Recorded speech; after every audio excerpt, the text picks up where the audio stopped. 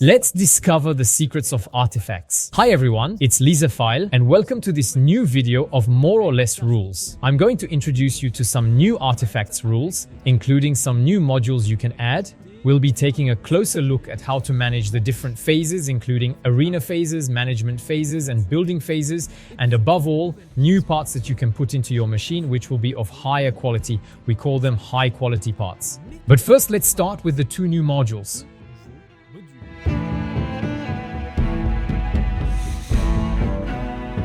The first module I'd like to introduce today is the Improver. The Improver is that circular slot on your management board. This circular tray allows you to place a fusion geode inside it in order to improve it, hence the name Improver. How does it work in practice? The Improver is an action like any other in the management phase. So you have this action available in addition to the three additional actions of Builder, Architectural Installation, and Kinematic. So you take your worker token and place it on the Improver. As usual, you spend your action gems to perform the action either basically or by altering the capacity, i.e. by changing the face of the dice. Here, the value will be alpha plus beta, which will be taken into account. So it could be interesting. How does the Improver action work? You take an elemental geode and place it on the Improver. Here, I'm putting it face up, but in reality, it'll be face down so that other players can't see what you've put in the Improver. And there's a little cube in the middle right next to the geode you've just placed. You're going to move this little cube as many squares as alpha plus beta, i.e. as the value of the two dice in the management phase. Let's say I have alpha 5 and beta 4. Well, I'm going to move this little cube forward 9 squares. In doing so, I've crossed a number of squares, in particular squares with little starry circles. These starry circles are called nuclides. And when you cross them, you gain some and place them on the elemental geode. Here, for example, I've passed the value of 2, so I place a nucleus of value 2 on the elemental geode. After doing this part of the action, I can decide either to retrieve the elemental geode or to leave it in place. And so, I could redo the Improver action later to be able to further improve this geode. And when you take out this elemental geode, you take it out with these nuclides. But what are these little nuclides for? Well, two things. Either this elemental geode with its nuclides will go to the center of the architectonic and so increase your defense. Or you can place it on the end of a cannon and it will increase the power of your cannon. How do you remember this? Well, the attack and defense rules remind us to add nuclides related to either our heart or our attack. And how much does that add to defense? Well, the number of nuclides in defense. And how many attack nuclides does it add? Well, the number of attacking nuclides. But these nuclides will have a little problem. Every time you use them, whether it's after each shot or after each defense with these nuclides, you're going to lose a nuclide. So the nuclides won't stay around indefinitely.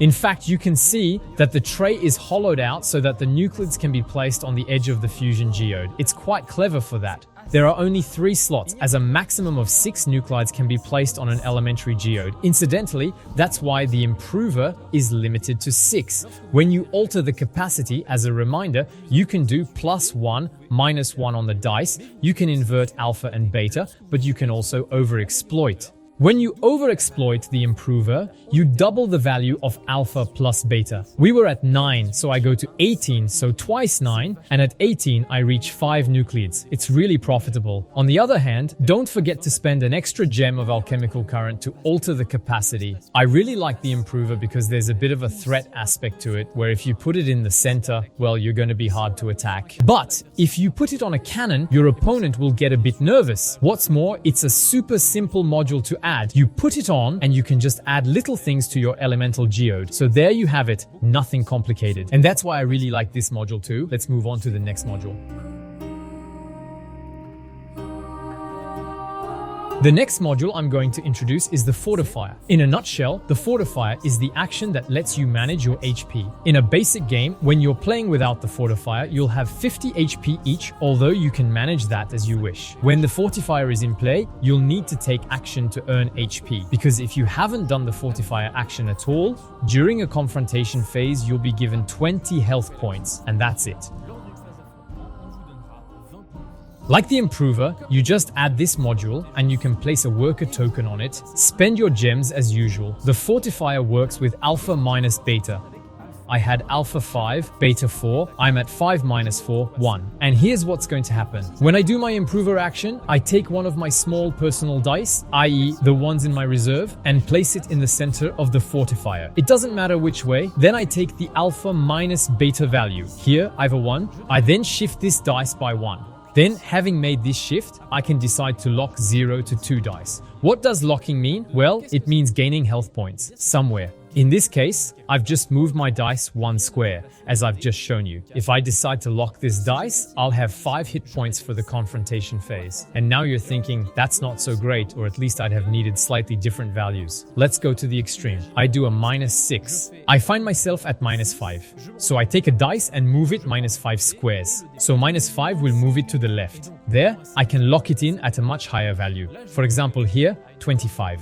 But the interesting thing is not to lock dice, sometimes. Let's say I haven't locked my first dice and I'm still at a value of alpha 5 and beta 4. I find myself at 1. I'll spend an extra gem of alchemical current to alter the capacity and raise my beta to 3. This gives me a value of plus 2 since 5 minus 3. I place my dice and when I move my dice by 2, it will shift the other dice next to it. In this case by 2 squares. Immediately afterwards, I can lock these dice. So I lock 2 dice, one at 10 and one at 15. That gives me an extra 25 points. And yes, I'll be able to shift the dice like that if I don't lock them. On the other hand, if they're not locked at the end of the management phase, too bad for me. So you can imagine that if, for example, I have a differential of 4, I'll be able to do 1, 2, 3, 4, but then you end up locking a 20 and a 25, so 55 tickets in one go. That's a pretty big deal. You can't lock a place that's already been locked. So the 20 and the 25 to the right of the fortifier are locked. The game still has a maximum number of HPs, which is 99. This value cannot be exceeded. And if, at the end of the management phase, you find yourself with less than 20 HP with the fortifier, you have a minimum of 20 HP, as I said earlier. When you overexploit the fortifier and therefore spend an extra gem, you can move 1 to 2 unlocked dice by 1 square, but not the same one twice. The fortifier is a square where you'll often have to pay dearly. It's still a game of worker placement. And if the slot is taken on the fortifier, people will still rush to it and spend more alchemical current gems to be able to do this action. Because if you don't have any HP, it's going to get very complicated. And the mechanic of pushing the dice left or right according to the alpha and beta value by spending gems, by altering the capacity. So for example, there I was at 5 and 3. Well, I can reverse alpha and beta virtually. So I'd have 3 and 5. So that would be minus 2 instead of plus 2. So I shift my dice to the left instead of the right. This allows me to combine again and again and again. So the fortifier, a new mechanic to add variety to your machines, meaning different HPs for different players. Now that we've seen these 2 new modules, I'd like to introduce you to a new possible step other than a management, confrontation, or rest phase. This is the building phase. When you saw me talking about artifacts in the first game rules video, the walls had already been placed in the arena. Here, we're going to place them ourselves. When a building phase arrives, we'll place the arena walls. And if it's the last building phase before the confrontation phase, we'll place the players there too. But first, I'll show you how to place the various walls. I told you this in the basic rules, but the game's author, Frank Beauvais, has included absolutely every possibility with dice in his game. In this case, we're going to place the arena walls using dice. How does it work? First, you roll a dice that represents the shape of the arena wall. Here, for example, we have a 4. Very good, so the wall will look like this. But where are we going to place this 4? Well, we're going to roll 2 dice to make the wall in question appear on the board coordinates. Here, my first roll shows me an 8 and my second roll shows me a 7. I therefore take the 8-7 coordinate, i.e. 8 abscissa, 7 ordinate, and place my shape of 4 on this location. Yes, the center is the point that would have made a 5 in this shape, and I repeat this process for 4 walls. So, I rebalance my dice, here I have a 2, and I keep the orientation I have facing me for the orientation of the 2, because it can be like this or like this on the arena itself. I re-roll 2 dice, I land on 8, roll 2 dice again, and land on 9. Here, I've got a great example to show you about what happens if the coordinate falls right on top of another wall we've placed. In this case, I can only place part of the 2. This tile represents the top right part of the 2, and this tile represents the bottom left part. So in the end, the 2 is present, but mixed with the 4 from earlier. And we repeat the operation. I make a 1 appear in 8, 4, we have a wall here. Last row, I make a 4 appear in 8, 10. And now you're thinking, yes, I've landed on an 8 a lot of times after all. That's the stats talking. It's just the fact that since you're rolling 2 dice, you're much more likely to roll 7s or 8s. In a way, this serves the game. In this case, the arena is a bit weird with walls you're not used to seeing. There aren't very many walls. But the idea is to concentrate the attack more or less in the center of the arena so that you're not in corners doing other things and so on. In this case, I've got some very weird walls, I'll give you that. That's for the walls to be placed. For the players, each player chooses a side of the board. They'll roll 2 dice, and this is the coordinate where they'll place themselves on one of the sides. Here, I rolled a 7. I'll place my artifact on the 7 square on one of the sides. I can, however, choose the orientation of my artifact as I wish. If, for example, I've made a machine that goes completely backwards all the time, I'd better put it upside down in relation to the arena, and we do that with all the other players. I've finished building the arena.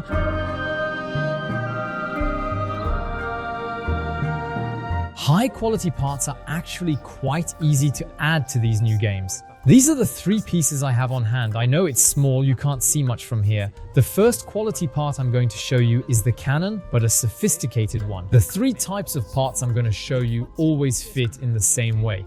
A sophisticated cannon, for example, is made by placing 3 cannons in the same slot. I can't place 2 cannons in the same position, then place the 3rd one another turn. I can, however, place 1 cannon, then 2 more cannons later. But all in all, I'll need 3 cannons in the same place to make a sophisticated cannon appear. It's the same for the augmented translation needle I mentioned earlier. In other words, it takes 3 translation needles in the same place to make one appear. And the mirrored reinforced armor requires 3 light armors in the same place. Now, what are these different parts used for? The sophisticated cannon has a bonus. It adds the underside of the die to an attack. As a reminder, a die on a cannon has different capabilities, notably the top face, which is the cannon's range. The front face is the energy sent to the cannon, and the sides are just energy that is transferred to other cannons and so on. Here, you'll be able to add a face that will add extra damage to the famous damage ruler. This is the calculator step, and so you add even more power to your cannon. This can add an enormous amount of damage to your cannon. For example, I had put a 6 underneath and the cannon itself recovered 3 energy dice, which gave it 6-2. We were at 18, now we're up to 24 of possible power. It's extremely powerful. In short, the sophisticated cannon adds the face of the bottom die to the power of an attack. Now let me introduce you to the augmented translation needle. This is the purple face on the translation needle. And so, when you put 3 translation needles in the same place, you get an augmented one. An augmented translation needle simply allows you to pass through obstacles as you move, so walls no longer get in the way. Believe me, it can be extremely powerful. Yes, that's it for this high quality part, but at the same time, not everything is complicated either. The last piece to introduce you to is the mirrored reinforced armor. You'll remember all the talk I gave you about armor. Well, here you can have the most powerful armor immediately. Reinforced mirrored armor is not an additional type of armor. It's simply mirrored armor that's reinforced and light at the same time. And so, thanks to this armor, you'll have 8 possible defenses. Best of all, you've got all 3 types of armor on it, which means that if you have another armor next to it, since armors go hand in hand, well, you'll trigger the special effects of each type of armor. If you ever have, say, a mirrored armor and a reinforced mirrored armor on the other side, well, you add the effect of the light armor and the effect of the mirrored armor. And if you have 2 of these, then you add all the bonuses. And that's when it gets really crazy. Likewise, the reinforced mirror armor is placed by placing 3 light armors in the same spot. That's it for the high quality parts. There's one more thing I'd like to show you for this video, and that's the advanced calendarium. The advanced calendarium is this famous wheel you see here, which allows you to make your games much more varied. It's still a normal wheel. If there's nothing, it's a management phase. If there's a rest phase tile, it's a rest phase. If there's a confrontation phase tile, it's a confrontation phase. And now, the arena building tile I introduced earlier, you can now easily place 1 or 2 or 3 confrontation tiles. This allows you to do a few confrontation phases during the game. How does it work on this advanced calendarium? You place your different phases on the calendarium. For example, I place a rest phase after 2 management phases. I place my arena building 2 phases after 2 other management phases. Then I set my confrontation phase after a management phase. You can modulate this as you like. You can put in several rest phases, several confrontation phases. But above all, what's interesting about this calendarium is that each management phase will have an additional effect. This is demonstrated by the different symbols you'll find. I'll go through them one by one. The Virgo symbol adds an alchemical current gem for all players in this management phase. Libra allows you, if you recover an air elemental geode, to recover a superior one. I'll explain superior geodes in a moment. Scorpio makes the basic ballistic action free. You haven't seen the ballistic action yet, but when you place your worker on the ballistic action, you won't pay for the basic alchemical current gem. You'll only pay extra for altering the capacity or because there are other people on it. Sagittarius earns a superior lightning geode. Capricorn earns a free Fortify action during this management phase. Aquarius gains a superior water geode when a water geode is caught. Pisces, the improver, is free. Aries, the architectural installation, is free. Taurus, the superior earth geode. Gemini, free fuser. Cancer, the kinematic installation, is free. And Leo, the superior fire geode. I've skipped over the following ones, but you've seen that they're all more or less based on the same things. That's why I skimmed over them. What is a superior geode? As I said, when you pick up a geode of the element in question, well, you're going to pick up a superior one. Just imagine 1 times 2 of that geode. The superior elemental geodes will simply double the elemental damage of the attack. So we're going to go from 2, 3, 4, 6 to 4, 6, 8, 12. So you can do even more damage with these geodes. If, on the other hand, you put them in the heart, they won't do you any good.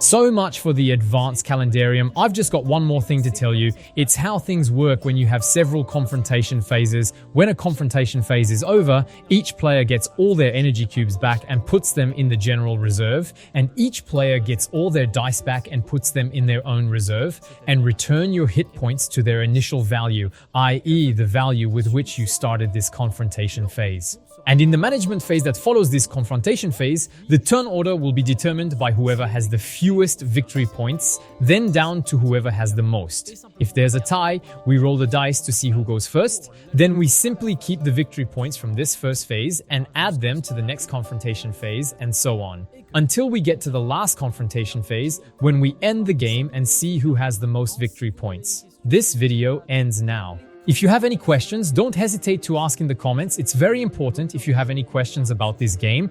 The game's author or I will be happy to answer your questions. If you don't want to miss any Artifacts news, there's this YouTube channel, but there's also the website. Subscribe to the website to be notified of absolutely everything. I'll see you next time. And in the meantime, I'd like to say, see you!